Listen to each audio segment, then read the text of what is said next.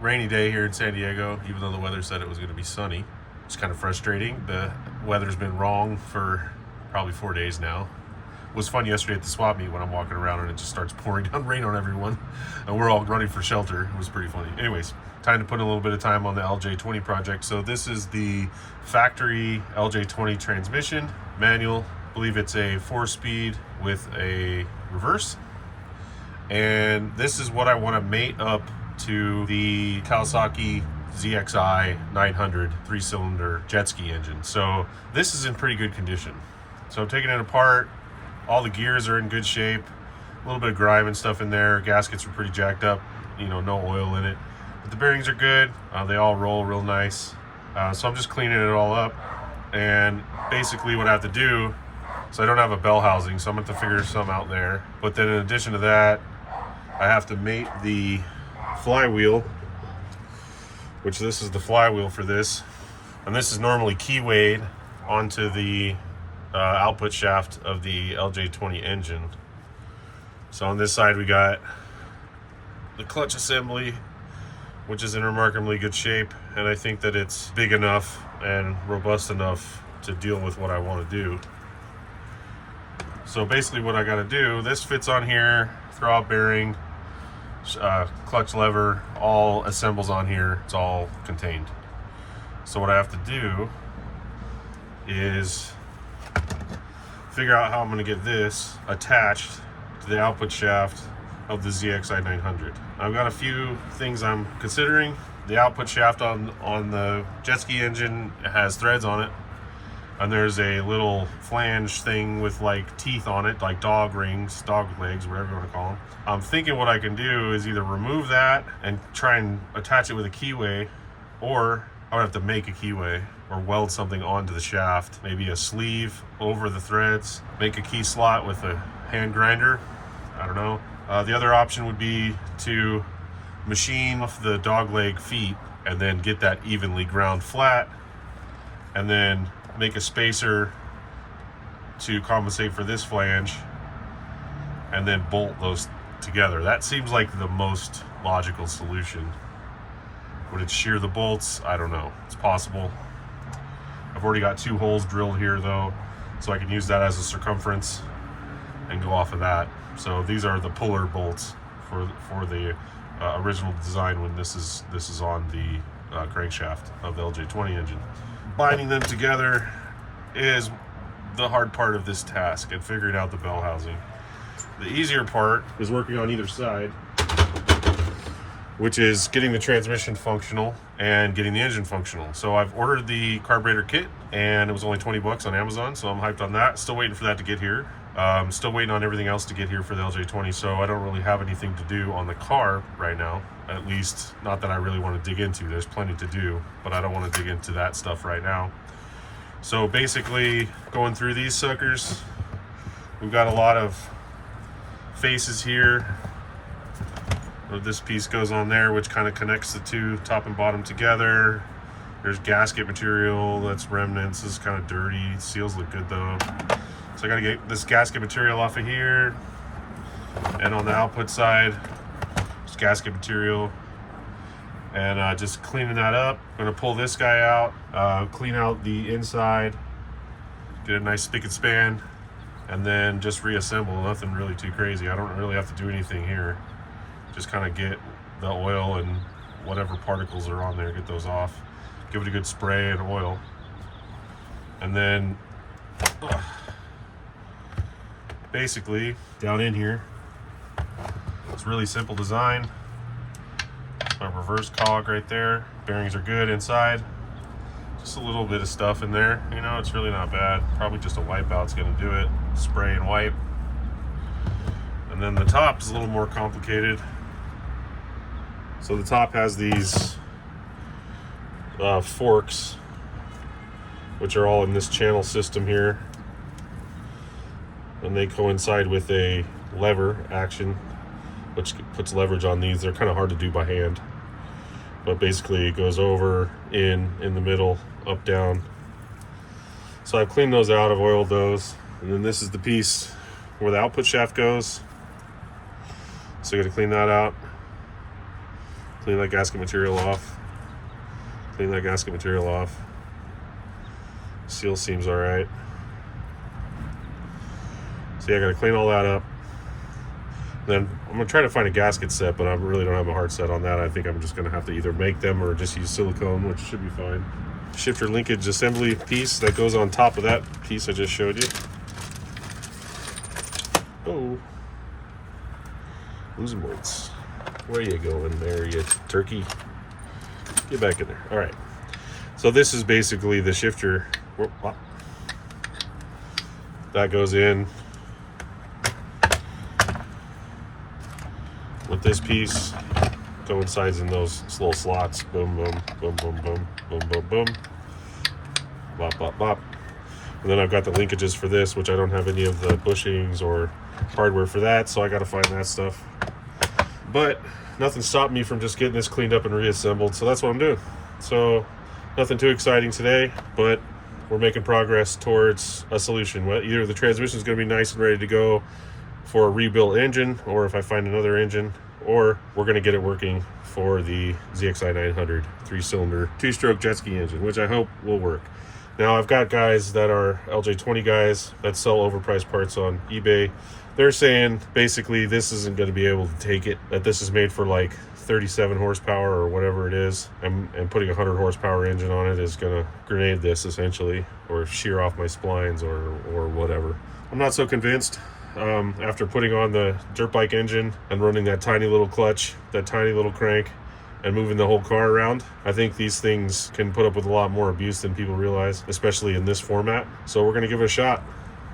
So without further ado, I'm going to get cleaning.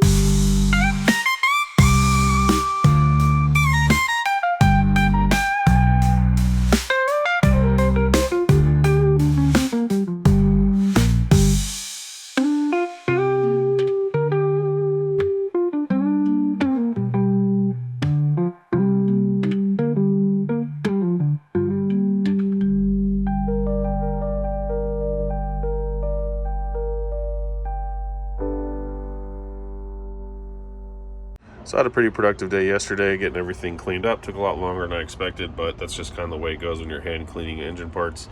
So this is transmission top and bottom. Basically, I've got the gears out right now, but I got those cleaned up. I got all the gasket material removed. I got all the film and grime out of the inside of the cases. And so now I'm just was looking for a gasket kit, but they're not available, obviously. So I'm going to make some gaskets for this out of some gasket material that I have. And then I'm going to get it back together. And I've got still some cleaning to do. Like here, obviously, this is external though. So basically with the wire wheel on the drill, I'll be able to make short order of that. But I don't want to do it right now because it makes a huge mess. So I'm going to get it reassembled, and then I'm going to take it outside somewhere on a table and get that done. In my shop here, I'm pretty limited on space, and I don't want to be flinging stuff all over the place, which is basically what happens when you put the cheek poker on the drill. So going to get some gaskets made, going to get this reassembled. Going to use some of this oil, which is left over from an Audi that I owned. I had a 2002 Audi TT Mark I Coupe. It was a 1.8 liter turbo, all-wheel drive with the Haldex. And I really love that car as a 6-speed manual transmission. And it took this special type of gear oil, and they rated an API GL4. Now there's a GL rating that's different though, because I put GL5 in it and it was wrong. It sounded like sandpaper in the gears, man. It was bad. So I had to flush it out and then track this stuff down, which wasn't easy to find. I found one shop in San Diego that had it, and they had to special order it for me. But this stuff is really awesome. You can kind of see the recommended use here, so it's going to fit within our range. But I got 4 jugs of this left over, and it was really expensive. So I'm just going to carry it forward. I forgot to give it to the guy when I sold the car. So I'm going to use it in here, and then if I can use it in my diffs, I'm going to use it in my diffs too. But yeah, with that said, I'm going to get started here and make some gaskets and get my reassembly process going on. I have to clean up some bolts too. I forgot about that. So I got to clean up some bolt heads. And then I missed a couple little spots here just on this side. Got to get in there with a paintbrush with a little rag around it and just kind of get all those nooks and crannies. A little bit of leftover film I'm not super concerned about, but you know, I'm taking the time to clean it all this well anyways. I might as well get it all done. So, oh yeah, and I almost sliced my thumb off yesterday. You cutting a bell pepper. Be careful when you got a really sharp knife, because it will just take your thumb right off, and I almost did that yesterday, so I got a little bit of extra padding going today. So anyways, let's get to it.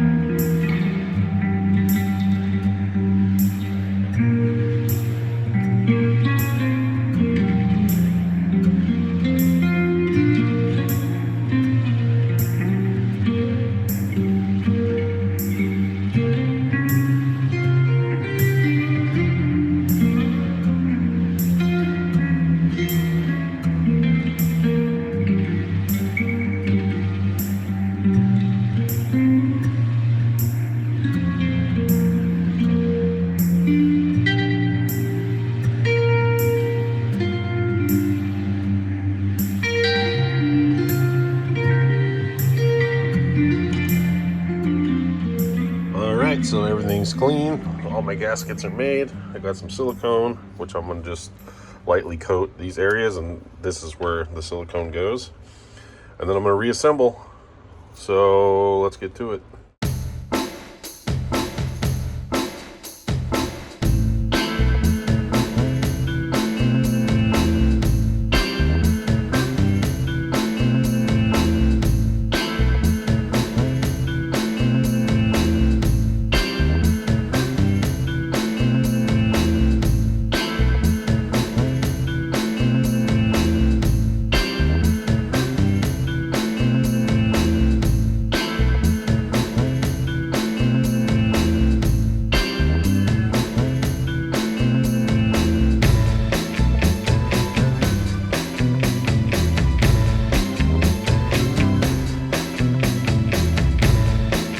Alright, so that took a bit of tinkering, but I finally got it all back together. Got the factory LJ20 transmission all inspected, lubed, cleaned, new gaskets, new silicone, all reassembled. I think it's going to be good to go for a while. All the parts look good.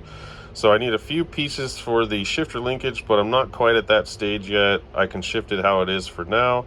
I got to move on to the clutch assembly. So I'm trying to use the Kawasaki XTI 900 3-cylinder 2-stroke engine for this, and I've got to mate that output shaft to this flywheel, and hopefully this transmission will take it. I think it'll take the horsepower. We'll see. It's about triple what it's made for, so we'll see what happens there. The motorcycle transmission, though, like I said, is actually handling the load of the car, so that really inspired some confidence in the smaller parts being able to handle it. I'm thinking the transfer case really does most of the math and carries the weight. So yeah, I know this is kind of a boring episode, but I just wanted to show you guys all the work that goes into making these things. You got to go crazy with every little detail, make sure they're clean, do your measurements, figure out your brainstorming, figure out your pieces, and then you can move forward. That's why I like doing this stuff. It's just a giant puzzle to solve.